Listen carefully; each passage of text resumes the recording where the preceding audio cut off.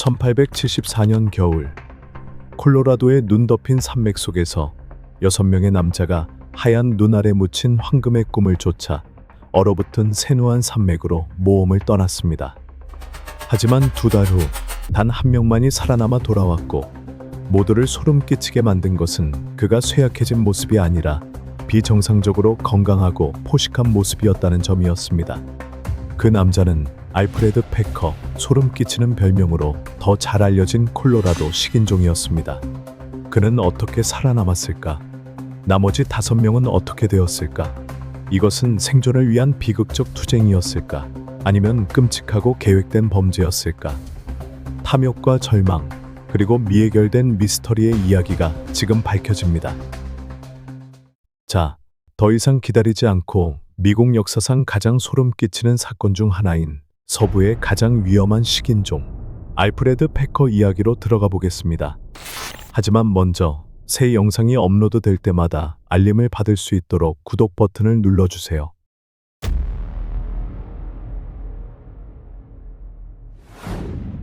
미국 콜로라도 남서부에 위치한 세누안 지역은 극도로 혹독한 겨울로 유명하며, 이 겨울은 최대 9개월까지 지속될 수 있습니다.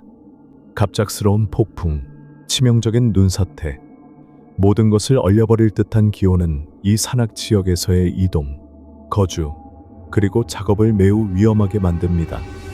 그러나 이 지역에는 엄청나게 풍부한 금과 은의 매장량이 있어 많은 이들이 삶을 바꾸겠다는 꿈을 품고 목숨을 걸고 도전하게 됩니다. 그들은 자신이 가혹한 날씨를 이겨내고 막대한 재산에 도달할 수 있을 것이라고 생각했습니다. 춥고 얼어붙은 4월의 어느 아침, 한 고독한 인물이 눈 덮인 지역을 비틀거리며 걸어와 로스피뇨스 인디언 요새라는 이름의 작은 정부 전초기지로 향했습니다. 전초기지 안의 직원들은 아침 식사를 하고 있었는데 갑자기 문이 벌컥 열렸습니다. 문 앞에는 키가 크고 야윈 남자가 누더기 같은 옷을 입고 서 있었고, 그의 발은 천으로 감싸져 있었으며 눈은 광기로 가득 차 있었습니다. 그는 자신이 알프레드 패커이며 콜로라도의 눈 덮인 산속에서 2달 이상 길을 잃었다고 말했습니다. 알프레드는 57일 동안 황야를 떠돌았으며 그의 그룹은 심각한 눈보라 속에서 길을 잃었다고 말했습니다. 얼어붙은 발과 설맹 증상으로 인해 알프레드는 그룹을 따라가지 못했고, 결국 그룹은 그를 뒤에 남겨두고 떠났습니다. 그들은 알프레드에게 자기를 방어할 수 있도록 칼 한 자루와 소총 한 자루를 남겼을 뿐이었습니다. 전초기지 사람들에게 자신의 상황을 설명한 뒤 알프레드는 안으로 들어와 그들이 먹다 남긴 아침 식사를 함께 나누게 되었습니다. 그는 음식을 개걸스럽게 먹었고 위스키 한 잔을 요청하여 몇 모금을 마신 뒤 자신이 이곳까지 오게 된 경위를 전초기지 사람들에게 얘기하기 시작했습니다. 알프레드는 자신이 2달 동안 뿌리와 장미 꽃봉오리를 먹으며 생존했다고 주장했습니다. 하지만 이 남자의 얘기는 어딘가 이상한 점이 있었습니다. 옷이 너덜너덜하고 다 닳아 있었지만 알프레드의 얼굴은 매우 혈색이 좋고 몸도 비교적 풍족해 보였습니다. 로스피뇨스 인디언 요새의 사람들에게는 알프레드가 산속에서 상당히 잘 먹고 지낸 것처럼 보였습니다. 그들은 이전에도 길을 잃고 굶주린 사람들을 구해본 적이 있었지만, 그들 앞에 앉아 위스키를 홀짝이고 있는 이 남자는 그들이 구해온 여인 사람들과는 확연히 달랐습니다. 게다가 알프레드는 위스키 값으로 현금을 지불했는데, 이는 여정을 시작할 때 돈이 없었다고 말한 사람으로서는 상당히 이상한 일이었습니다. 점점 의문이 생겨났습니다. 알프레드의 동료들은 정확히 어디에 있는 것일까요? 산속에서 정말 무슨 일이 있었던 것일까요? 그 끔찍한 진실은 몇 주 후 서서히 밝혀지기 시작했습니다. 알프레드 패커는 로스피뇨스 요새의 책임자가 실종된 사람들을 찾기 위한 수색대를 이끌도록 설득하기 전까지 사고아치 마을에서 2주 동안 편안히 지냈습니다. 그가 소지하고 있던 돈의 출처를 묻자 알프레드는 그것이 지역 대장장이로부터 빌린 것이라고 주장했습니다. 그러나 로스피뇨스의 사람들은 곧 그것이 거짓말임을 알아차렸고 알프레드에게 진실을 고백할 것을 강하게 요구했습니다. 아마도 이들의 신문의 압박감을 느꼈던 알프레드는 마침내 침묵을 깨고 의미심장하고 소름 끼치는 말을 내뱉었습니다.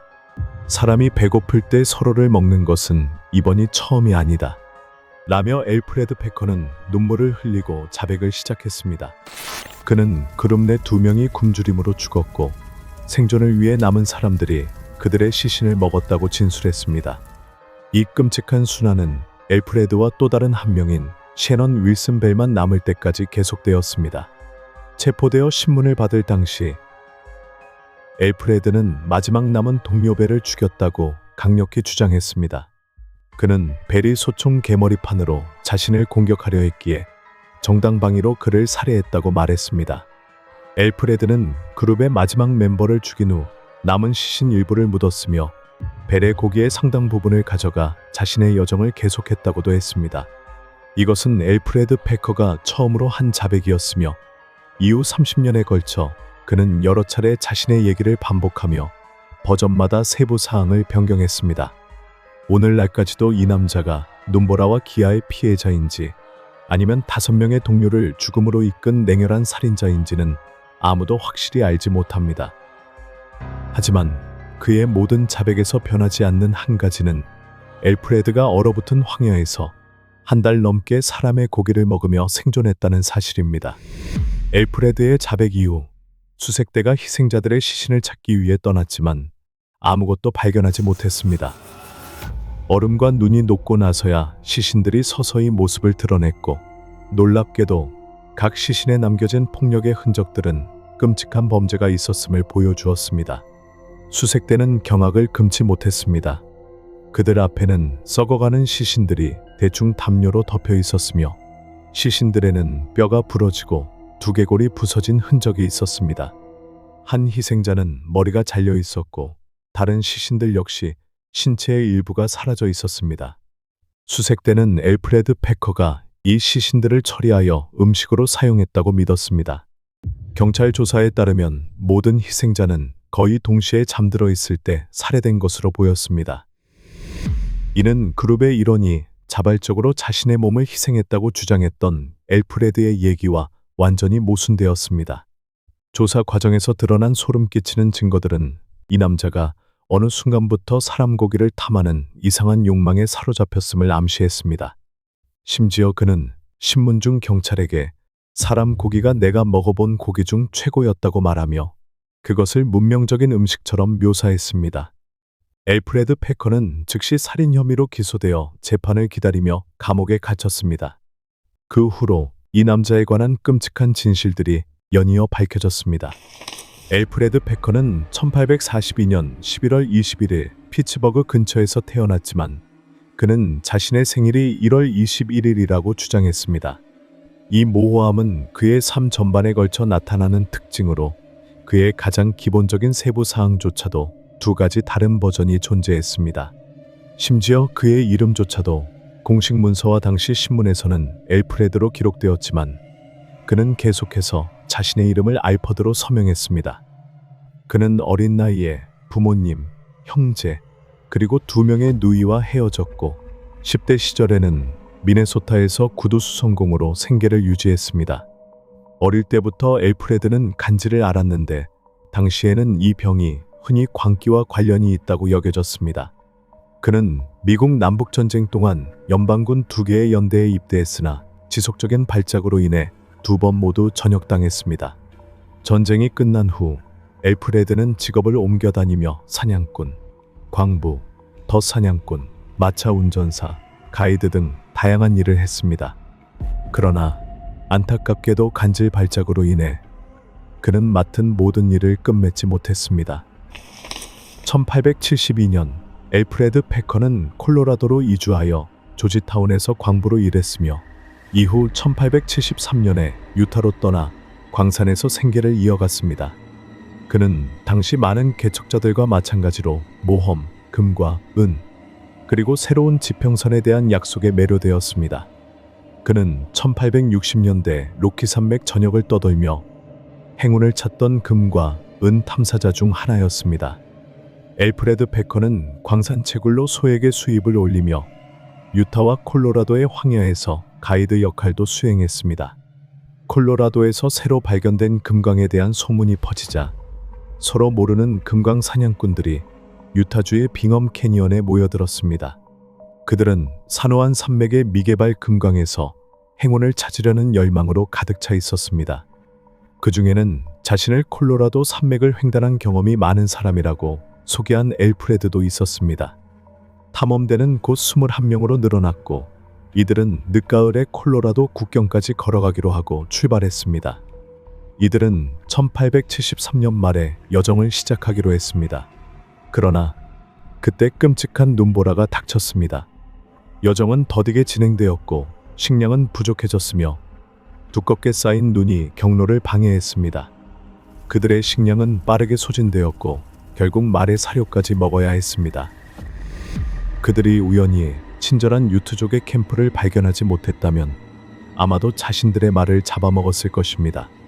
유트족의 주장은 백인 남성들에게 음식을 나누어 주고 잠자리를 제공했습니다.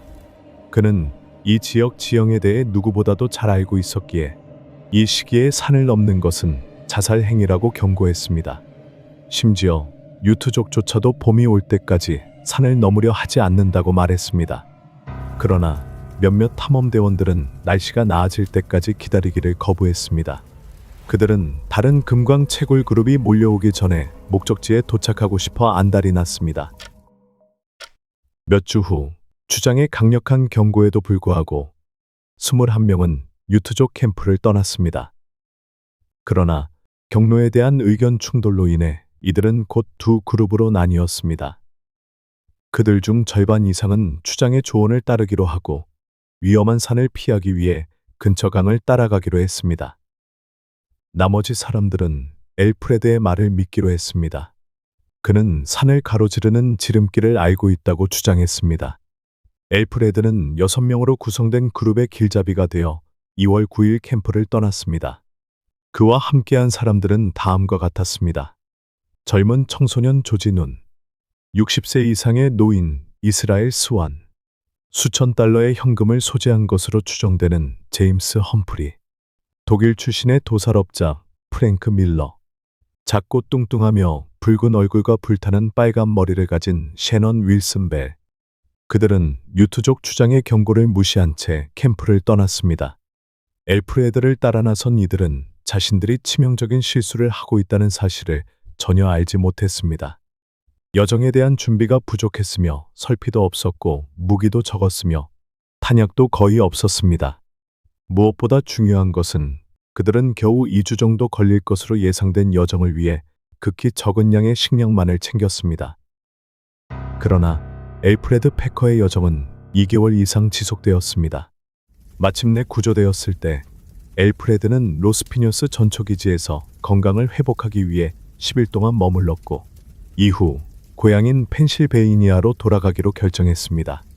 그는 가장 가까운 마을로 가서 여정에 필요한 물자를 구입했으며 자신이 소지한 여러 지갑에서 나온 돈을 이용해 사치스럽게 돈을 썼습니다.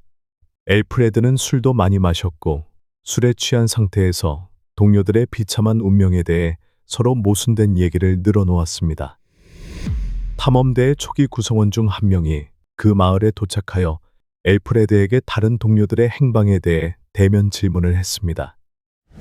엘프레드는 자신의 발이 젖었고 동상에 걸려 불을 피워 몸을 녹여야 했다고 주장했습니다. 그는 다른 사람들이 자신을 먹을 것을 찾기 위해 떠났고 방어용으로 소총 한 자루만 남겨두었다고 말했습니다. 그러나 그들은 돌아오지 않았고 엘프레드는 저체온증과 굶주림에 맞서 홀로 살아남아야 했다고 주장했습니다. 탐험대원은 엘프레드의 진술을 의심했습니다. 왜 그들은 유일한 길잡이를 버리고 떠났는가? 그리고 그들이 꼭 필요했던 소총을 왜 그에게 남겼는가? 의심이 커지자 탐험대원은 엘프레드가 거짓말을 하고 있다면 자신이 그를 직접 교수형에 처하겠다고 위협했습니다. 하지만 엘프레드는 자신이 버림받았다고 주장하며 자신의 얘기를 고수했습니다. 탐험대원은 엘프레드의 진술을 확인할 방법이 없었기 때문에 자신의 의심을 지역 당국에 보고했습니다. 그 시점에 유트족 주장이 추천한 경로를 따라간 그룹은 마침내 로스피뉴스 전초기지에 무사히 도착했습니다. 그들은 다른 그룹에서 유일하게 생존한 사람이 엘프레드 패커라는 사실을 알게 되자 즉시 의심을 품었습니다. 그리고 엘프레드가 전초기지 사람들에게 한 얘기를 듣고 나서 그들은 눈 덮인 산속에서 끔찍한 일이 일어났음을 확신했습니다. 엘프레드 패커는 자신의 얘기를 계속 바꾸었으며 갑작스러운 부와 실종된 사람들의 물건을 소지하고 있다는 점은 의심을 더욱 증폭시켰습니다. 당국은 그의 동료들이 실제로 어디에 있는지, 왜 엘프레드가 일관된 얘기를 유지하지 못했는지, 그리고 굶주림에 시달렸다고 주장하면서도 어떻게 산에서 비교적 건강한 모습으로 나타났는지에 대해 의문을 품었습니다. 얼마 지나지 않아 엘프레드 패커가 자신의 동료들을 잔혹하게 살해한 뒤 그들의 시신을 먹었다는 소문이 퍼지기 시작했습니다. 엘프레드의 일관되지 않은 얘기와 의심스러운 행동은 그가 고의적으로 사람들을 산속으로 유인해 살해하고 시신을 먹었을 것이라는 대중의 믿음을 강화시켰습니다.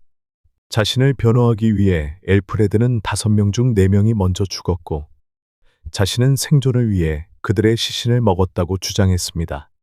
그리고 5번째 사람은 자신을 공격하려 했기에 정당방위로 살해했다고 말했습니다. 그러나 1874년 말 엘프레드 패커는 레이크 카운티 법원에서 살인 혐의로 유죄 판결을 받았습니다.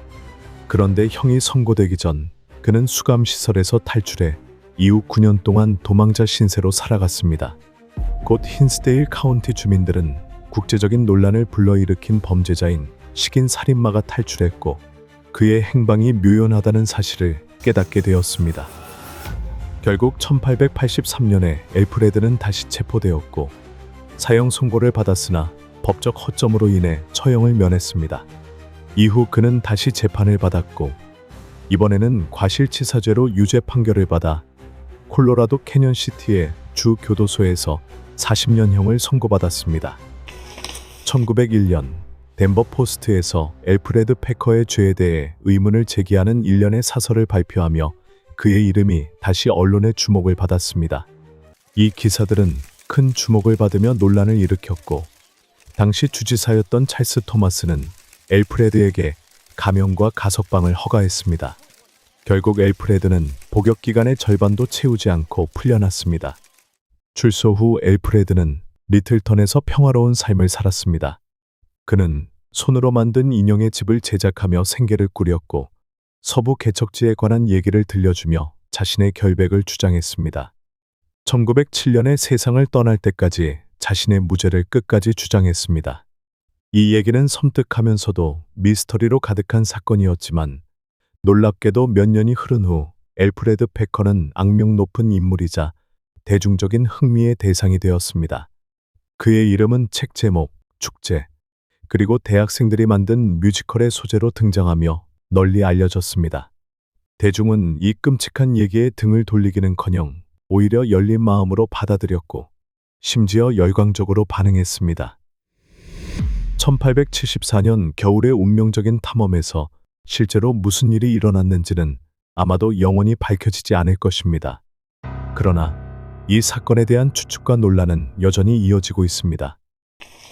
1989년 5 희생자의 시신이 발굴되어 현대 법의학 기술로 다시 조사되었을 때 그들이 살해되었다는 결과가 나왔습니다. 그러나 1990년대 엘프레드 패커의 권총이 발견된 후 진행된 추가 조사에서는 그가 무죄라는 결론이 도출되었습니다.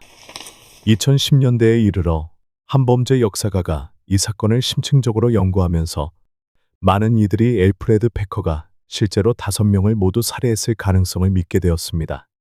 과거에는 레이크시티를 지나는 방문객들이 불운한 희생자들의 묘지를 방문할 수 있었지만 현재 이 장소는 폐쇄되었습니다. 엘프레드 패커는 평화롭게 생을 마감했지만 그의 유산은 여전히 논란의 여지를 남기고 있으며 그의 얘기는 역사 속 화제로 남아 있습니다. 여러분은 콜로라도 식인마에 대한 이 얘기를 어떻게 생각하시나요? 의견을 댓글로 남겨주세요.